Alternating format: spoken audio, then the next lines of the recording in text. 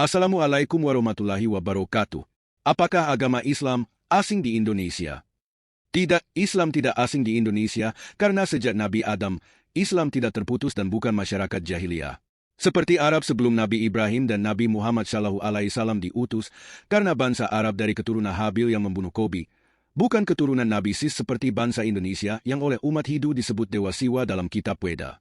Ketahuilah Rasulullah SAW bersabda, "Wahai bangsa Arab, sesungguhnya Islam ini asing bagi kalian, kelak akan asing kembali, yakni kembali ke zaman jahiliyah, kafir dan musyrik. Karena bangsa Arab dari keturunan Habil yang membunuh Qabil, bukan keturunan Nabi Sis seperti bangsa Indonesia."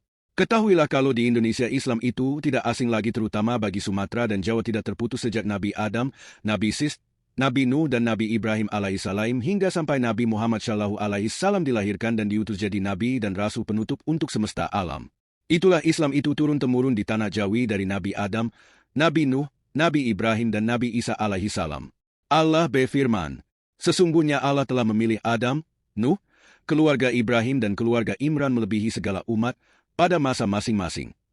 Untuk diketahui, terlebih lagi Sumatera diperkuat oleh Raja Iskandar Zulkarnain dari Siguntang Mahameru Purba dari Irak, dan kemudian Allah turunkan putra langit secara langsung yaitu Dewa Berumbung Matahari di puncak Bukit Siguntang Mahameru adalah bayang-bayang Nabi Isa itu sendiri, yang menjadi sesosok manusia bernama Dewa Semidang, yang akan menurunkan zuriat selanjutnya.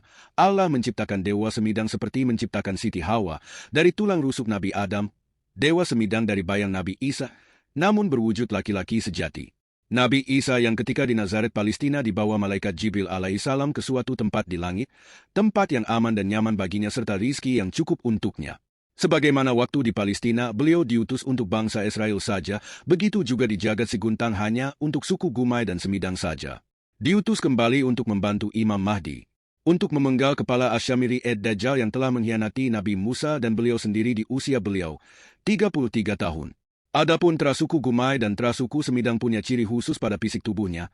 Keturunannya menyebar di Sumatera, seperti di Oku, Oki, Muara Enim hingga Simidu Tinggi terutama Lahat, Padang Guci dan di lembah Gunung Dempu. Faktanya nama kota Lahat ada juga di Palestina dengan nama Lahat Teknogesel Today, dan ada danau yang berkosakata bahasa Melayu Lahat yaitu Lake Udin, yang dalam bahasa Melayu tua artinya sudah, dan terkait pula nama Jawa dengan nama Zeus dan Java Tel Avive. Sejarah peristiwa ini dituturkan turun-temurun dan dibawa dalam bait-bait mantra, seperti ucap Gumai, Sumbaran Gumai.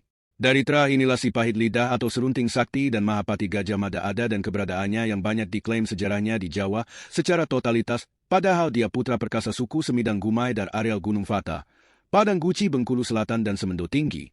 Karena memang beliau menyusul kerajaan Syailendra dari Gunung Fata, yang sudah berkuasa di Mataram, Jawa Tengah. Dan itu sudah saya jelaskan secara rinci di video sebelumnya dengan asal-usul kerajaan Shilendra dari Gunung Fata Hulu Sungai Musi di YouTube, dan akan saya lanjutkan ke beberapa episode video lanjutannya. Untuk itu tekan tombol subscribe-nya agar VT ini melintas di beranda kalian. Peristiwa turunnya putra Maryam ke jagat ini dari Siguntang, anak keturunannya menyebar, membawa dengan suku-suku yang telah ada sebelumnya, dari Tra Nabi Nuh dan Tra Nabi Ibrahim dan Tra Iskandar Zulkarnain di wilayah lembah Bukit Barisan yaitu Bukit Syahadatul Alam yang disebut Bukit Jempo, hingga ke Bukit Candi, Gunung Fata dan hingga Gunung Dempo atau nama aslinya Gunung Dempu. Dan semua mereka meninggalkan jejak untuk keturunannya di akhir zaman, karena mungkin mereka sadar sejarah keberadaan mereka di jagat ini tidak bakal sampai di era Nabi Muhammad SAW jika tidak ada jejak atau tanda.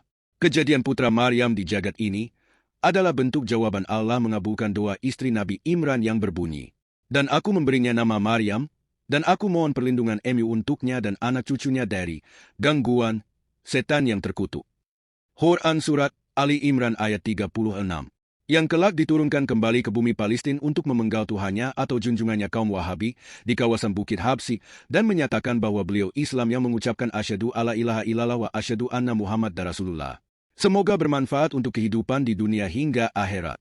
Allahumma sholli ala Sayyidina Muhammad wa ala alihi wa ashabihi ajmain.